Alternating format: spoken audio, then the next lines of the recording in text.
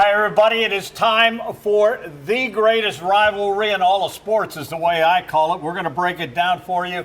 Joined by Adam King, 10TV, and former Ohio State receivers DeVere Posey and Dane Sanzenbacher. By the way, they both combined beat that team up north 7 times. All right, guys, we've been blessed with great weather all season long, and now we're hearing on Saturday it's going to be 19 degrees when we wake up. Wind chill's going to make it even worse. And then at game time, during the game, it's going to be in the low 30s. You both played receivers.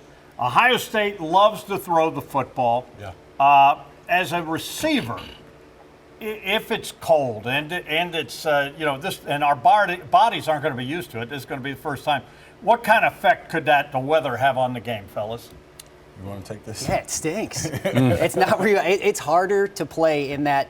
Now, cold is better than wet. Yes. Yeah. So cold is a little bit easier, and anymore with the heated benches and sidelines. So it's tough, and it's a factor. And I think weather's the one thing in this game, right? I had lunch with Coach Tress earlier this year, and that was something he said. He's like, you never know if weather comes into a factor in these types of games. I mean, they say throw the records out the window for this one.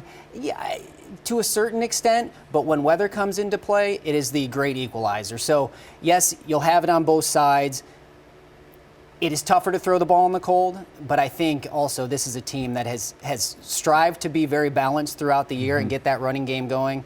So, I mean, I think you're lucky that you have a lot of options. DeVere, if this game was in, let's say, a dome, or if there was great weather, advantage Ohio State, right?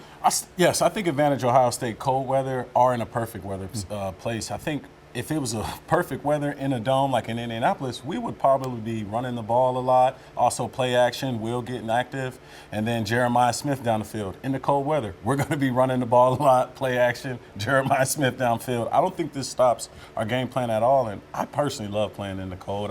The hits got a little harder. You can be a little bit more physical in the run game. You know, as Ohio State, we're running the football, so I'm an extended offensive line out here on the numbers for Boom and Brandon Sane. So that was always me and Dane's mindset going into Michigan games. Hey, if we get 5 or 6 passes, we're happy. But we're used to cold weather run first Michigan games. You know, Adam, Michigan prides itself on being the physical team. They planted that seed in Ryan Day's head a couple years ago, and I think it bothered him. And the physical toughness and all that.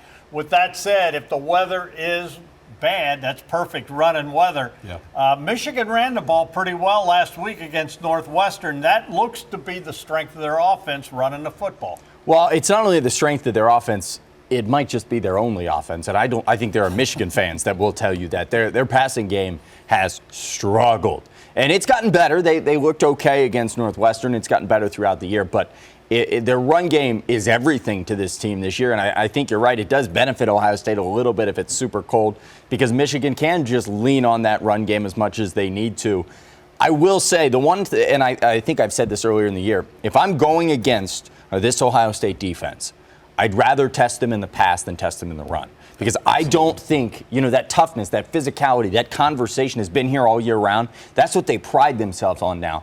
Do I think that maybe if you were a long ball attack offense that I'd be a little more worried 100% than I would? Because I think these guys are going to line up, and Michigan's going to run the football, but I think in the end they're not going to be able to move it too much. And for you two players, I think we can agree the strength of this Michigan football team is its defense, ranked 30th something in the country.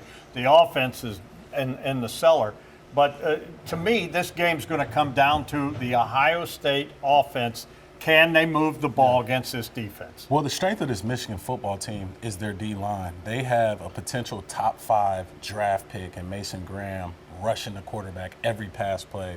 And our offensive line has a new starting center in his second start of his career. So when you think about that being the strength of their team, that being the leader on their defense, we have to block him for Ohio State to have anything going in offense. He could play a role of game record if he's not contained early. So if we can handle their defensive line in the pass rush, we can move the football. Yeah, and I think testing that defensive line too, I'm Ohio State establishing the run game, this has really been the case most of this year, is so important because a lot of times that is the defense's strength, has been their D-line. It was against Indiana.